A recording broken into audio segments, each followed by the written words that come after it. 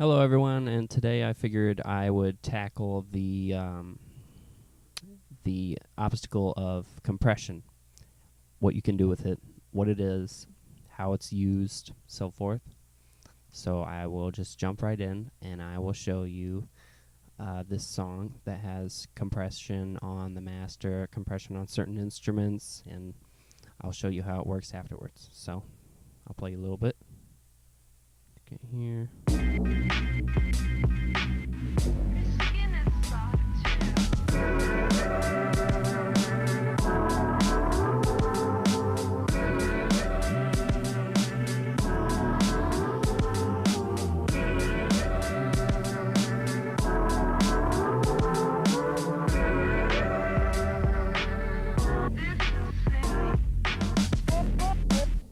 Okay, so the compression used in this song, there's a tad of compression on the kick drum. That's to give it some extra kick. So the threshold, actually let's start. I'm going to put a brand new, there's all different types of compressors out there, but I like to use Fruity Limiter, and it has the same basic amenities that you would find in any compressor. So this should work for any compressor that you're ever going to use. So threshold. You can see what's playing here is this audio from the song. I'm going to compress it in a certain way, and then I'll explain how it works.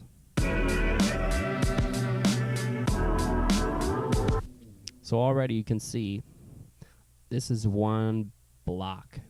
There's barely any dynamics, and this is from compression. What compression can do is make your songs sound more unified and just glue everything together to make it have a more professional sound.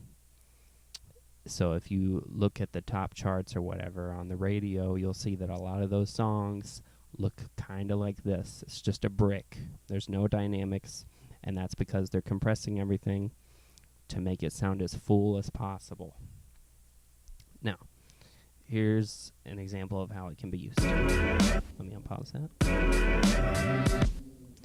The threshold determines, let's just pretend this is a box, and you have a box, and inside that box is your song or whatever instrument that you're applying the compression to.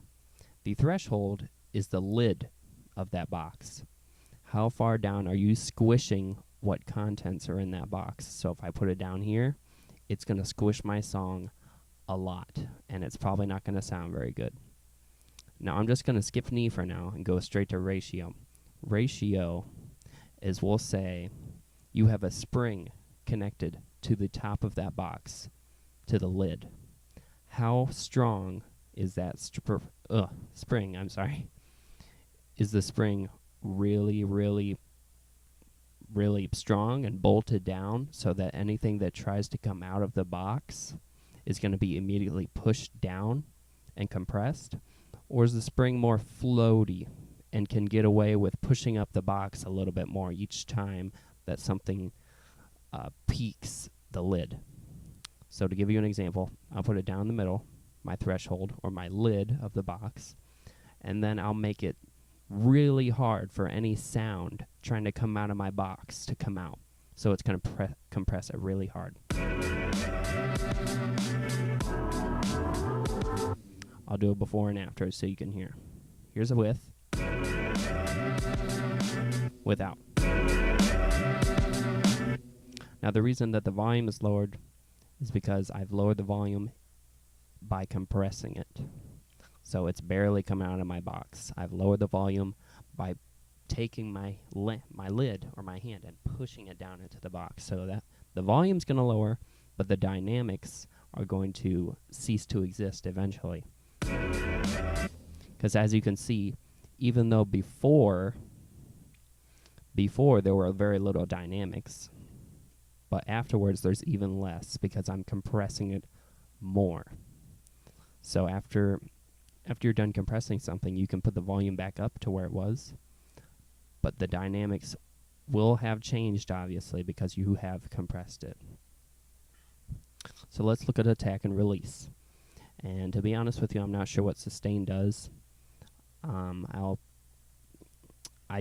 able to compress things just fine without knowing what it does, but I'm guessing, I don't know, I'll get back to you guys later on that, but I usually don't use it. I usually worry about attack and release. So let's unpause this. Now let's try something else.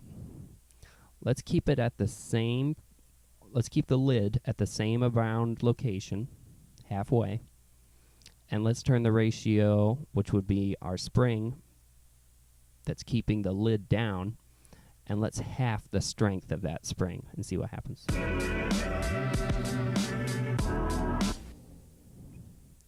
See, it let more volume come out and a tad more dynamic than if it was all the way down.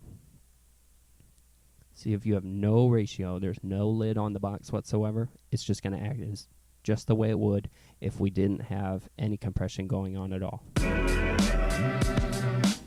I'll show you what it looks like as I slowly strengthen the lids, or the ratio, into the box.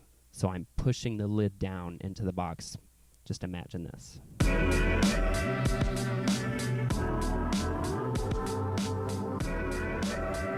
And you'll see it's extremely squashed. This is the audio that would be without the compression.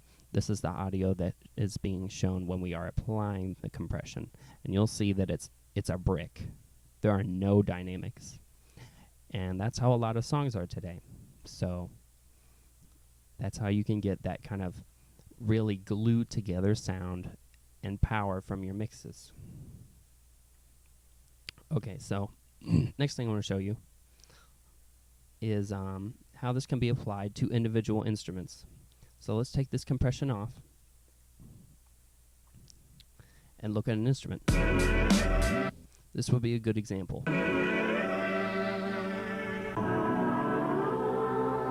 This instrument is taking up a lot of the spectrum.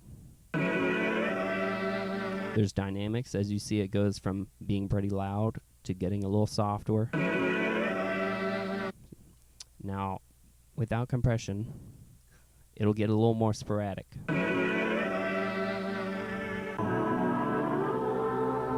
See, there's a peak up there. But if I turn my compressor on, because I've compressed this instrument to prevent that from happening,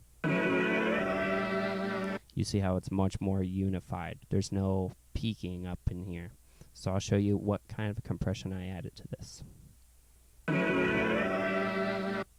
So let's start with not having the compressor at all.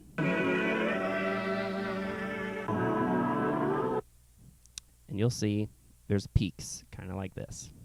And those peaks aren't necessarily bad. In fact, they're good in most cases. But if you want to have more control of your instruments and you want to make everything kind of glue better together, or just glue together in your songs and have everything just play nice with the other instruments, you might want to consider compressing. So what I did was I got rid of that and made it an easier to deal with instrument. Because once I set the volume, after I've set the compression, it's going to stay at that volume. It's predictable. So if I set the volume at here, after I do the compression, I know that it's not going to get louder or really much quieter than that. So I can rely on that to not cause problems in the future for me when I'm listening to the song, when I'm finishing things up. So let's unpause this and show with and without compression. As you can see, I didn't add a lot, just enough to keep it more even. So let's look at what kind of box, quotation marks, I'll say, that I used for this certain occasion. You can see that it's just at the very top of where the sound's max volume is, but the ratio is very strong. So the piston, I'll say, keeping the box lid down is very strong. What attack is if you have the attack a lot, that means the compression is not going to begin the second that the sound hits the lid of the box. So let's look at attack as what material is the lid. is the